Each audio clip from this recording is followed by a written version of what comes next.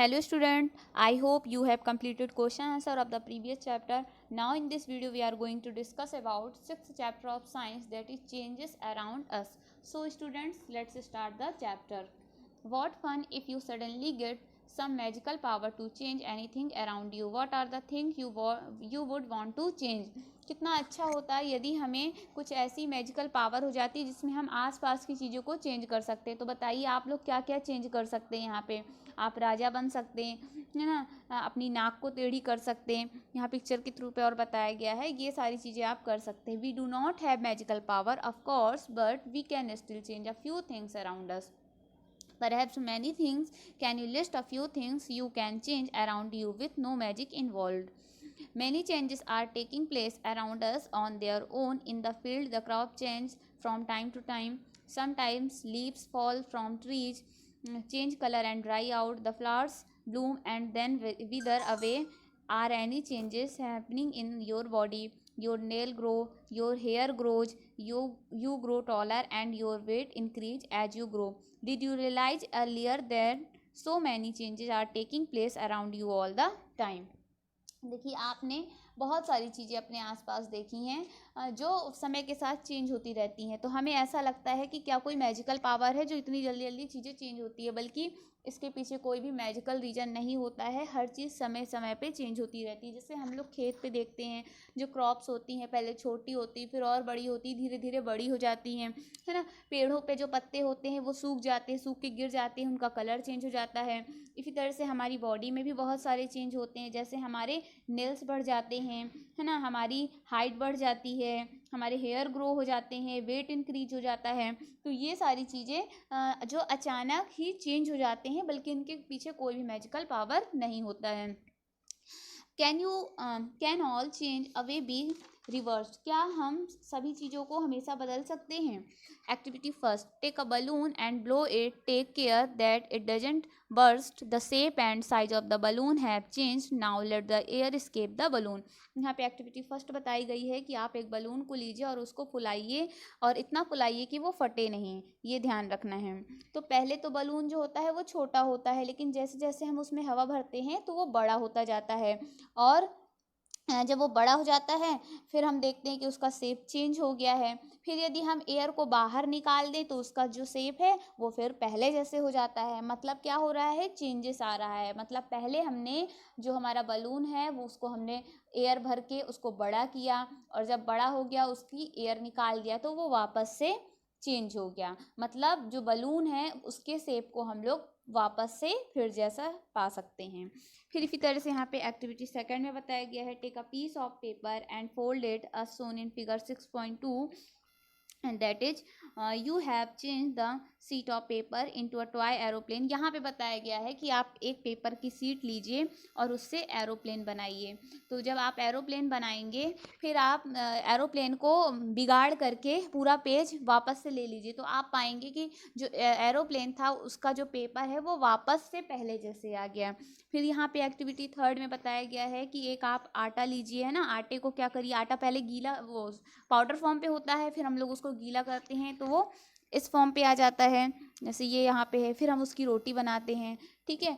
हमारा जो आटा है वो चेंज हो गया, फिर हम रोटी को क्या किए, बिगाड़ करके वापस से आटे में इस तरीके से बना सकते हैं, है ना। तो ऐसी बहुत सारी चीज़ें हैं जिसको हम लोग क्या करते हैं, वापस से उसकी पोजीशन पे पा सकते हैं। लेकिन कुछ ऐसी चीज़ें भी हैं जिसको हम वापस नहीं ला सकते हैं।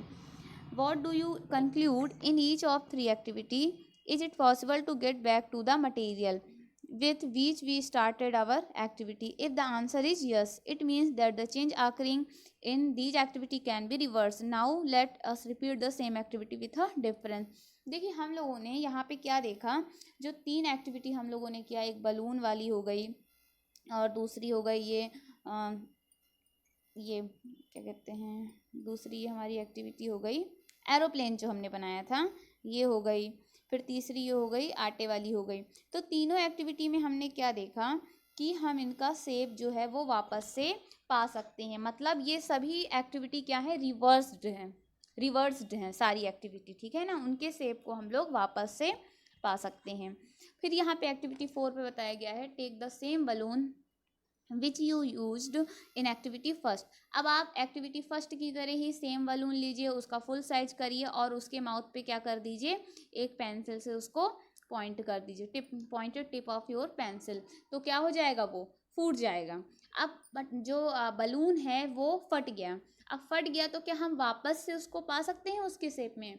नहीं पा सकते हैं, है ना। इसी तरह से वही चीज़ बताया गया है कि कुछ चीज़ें ऐसी होती हैं जिसको हम लोग रिवर्स्ड कर सकते हैं और कुछ चीज़ें रिवर्स नहीं कर सकते। रिवर्स करने का मतलब है कि हम उसके शेप को वापस से उसी तरीके से पा सकें, और रिवर्स नहीं होती जो चीज़ें तो मतलब हम उसके शेप को वापस से उसी तरह से नहीं पा सकते हैं।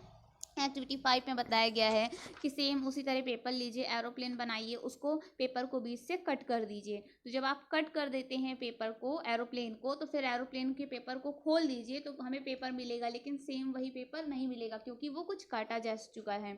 फिर इसी तरह से यहाँ पे एक्टिविटी 6 में बताया गया है।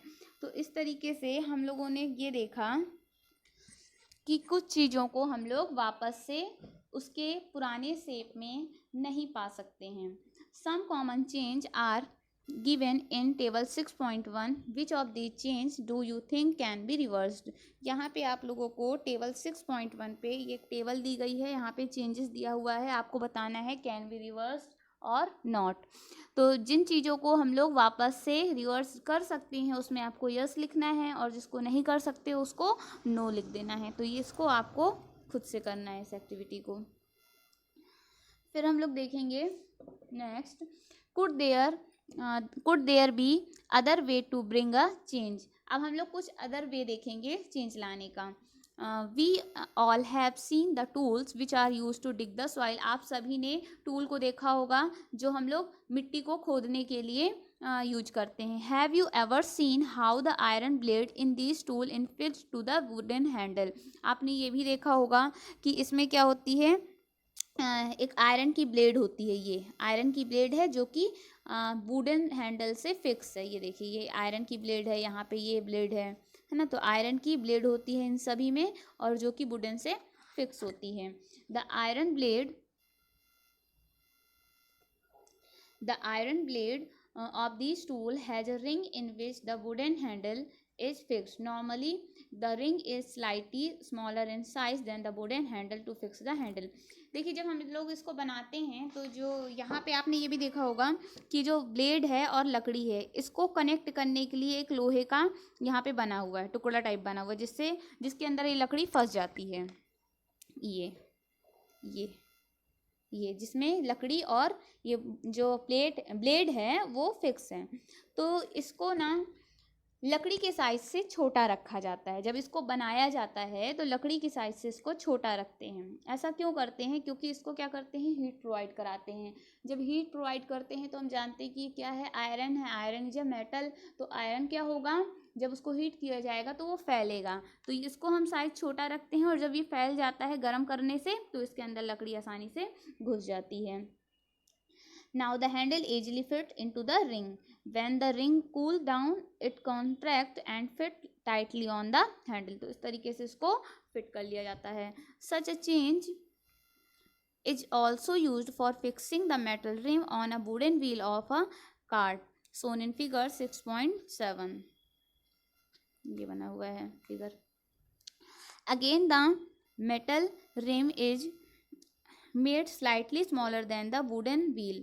On heating, the rim expand and fit onto the wheel. Cold water is then poured over the rim, which contract and fit tightly onto the wheel. देखिए, इसी तरीके से हम लोग क्या करते हैं, यहाँ पे मेटल रिम को कार्ट पे लगाते हैं। ये आप फिगर पे देख रहे हैं, ये मेटल रिम है और इस पे ये वुडन कार्ट पे इसको लगा रहे हैं। तो इसको लगाते समय क्या करते हैं, जो रिम होती है वो छोटी बनाते हैं, जिससे उससे गर्म करेंगे तो वो फैल जाएगी और व्हील पे फिक्स हो जाएगी। तो इस तरीके से हम लोग क्या करते हैं, कुछ चीज़ों को फिक्स करने के लिए उसको साइज से छोटा बनाते हैं, जिसके कारण उसमें जब हम उसको हीट देंगे तो वो फैल जाती है। The water change into its vapor in activity 7. Chapter 5, you have observed that water vapor gets changed into liquid water when it is cooled. We all have noticed melting of ice. Ice melt when it is heated. What does it change into? Is the possible to change this water back into the ice? इस तरीके से हम लोगों ने chapter 5 में भी देखा है कि जो वाटर होता है यदि हम उसको क्या करते हैं, गर्म करते हैं, तो वाटर को जब हम लोग गर्म करते हैं तो उस पे से क्या होता है, वो वेपर में कन्वर्ट हो जाता है। जब वाटर को हम लोग गर्म करते हैं तो वो वेपर में कन्वर्ट हो जाता है, और हम उस वेपर को यदि हम लोग क्या करें, ठंडा कर दें, है ना, ठंडा कर दें तो फिर वो वापस से क्या होगा, पानी बर्फ बन करके वापस से फिर से पिघल के नॉर्मल वाटर में चेंज हो जाएगा। तो इस तरीके से हम लोग वाटर को उसको चेंज कर सकते हैं। Is it possible to change this water back into ice? Ice से हम लोग वाटर वापस से बना सकते हैं। फिर यहाँ एक्टिविटी 7 में बता रहे हैं कि take a small candle and measure its length with a scale. Now fix it at a suitable place and light it. Let it burn for some time. Now blow out the candle and measure its length again. Can the change in the length of the candle be reversed? If we were to take some wax in a pan and heat it, can this change be reversed? देखिए इसमें क्या बता रहा है कि आप एक small candle लीजिए और उसको स्केल से उसकी लेंथ को मेजर कर लीजिए, फिर उसको आप एक सुटेबल पोजीशन पे फिक्स कर दीजिए और उसको इस तरीके से बर्न करिए।